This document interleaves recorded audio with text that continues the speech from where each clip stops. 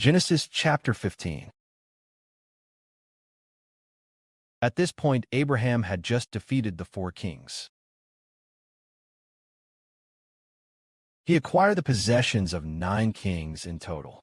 Of course, he returned the possessions of the king of Sodom to Sodom, because Lot was in Sodom. Because of my nephew Lot, he took the possessions of the king of Sodom. The servant population was all handed over to Sodom. That is to say, Abram received the possessions of 8 kings. He was truly very wealthy. Right at this moment, God, thus to Abram in the vision, Abram, do not be afraid. I am your shield. I will greatly reward you. Brothers and sisters, do you understand what this means? God said to Abram, Abram, do not be afraid. I am your shield. I will protect you greatly. Hasn't God just given Abram the possessions of 8 kings? Is God going to give Abram the possessions of even more kings? It seems Abram understood. It was God who gave him the possessions of those 8 kings. Here it says, I am your shield. Isn't God truly Abram's shield? With only 300 men, he defeated 4 kings who had joined forces. Kings who had just won their own battles. And yet, as a foreigner, an outsider, he came into their land and defeated them. He defeated these 4 allied kings. And furthermore, the property of the 4 kings. Indeed, God truly was Abram's shield. Thus, right after Abram's victory, after his triumph in battle, God said, Abram, do not be afraid. Now for Abram, he had just defeated. Just now, he defeated those 4 kings. Might those 4 kings regroup and ally with others to attack him again? No, they won't, because God said, I am your shield. Do not be afraid. I will greatly bless you. Look, God has just given Abram the possessions of 8 kings. Is he still going to give more? At this point, Abram apparently didn't need more possessions. But Abram replied thus, Say to the Lord, Sovereign Lord Jehovah, I have never had a son. What can you possibly give me? Meaning, Abraham has received many rewards, but what he lacked was a son. He already had more than enough possessions.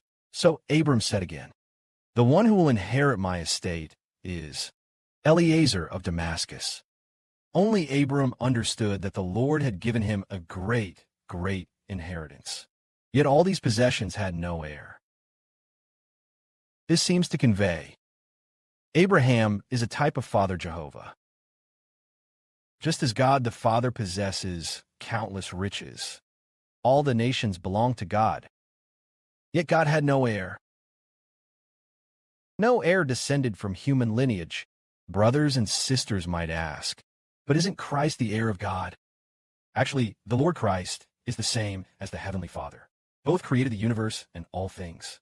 Yet the Father and the Lord. Do Jesus Christ and the Father seek any earthly inheritance or possession from humanity? No, the Heavenly Father and the Lord created the universe and all things. They desire no possessions. They only desire sons. Only sons who love Him. The Father and the Son desire only this. For all things exist because the Father said, Let there be light, and there was light. If there is to be an heir, let it be one from the earth itself. But what Father and the Lord need is not these material possessions visible to our eyes. The Father and the Lord primarily seek to obtain the descendants of humanity as their inheritance. He does not desire gold or silver as his inheritance. The Father does not desire this.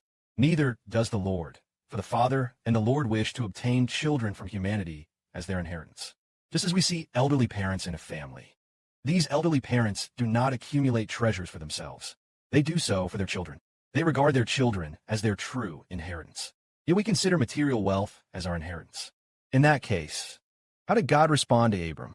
And Abram continued, You have not given me any offspring, so someone born in my household will become my heir. He said the one born in his house.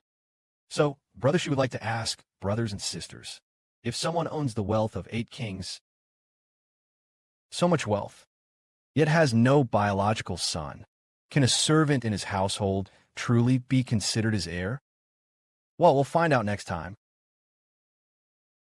Actually, only a biological son is the true heir. Will Abraham have a biological son?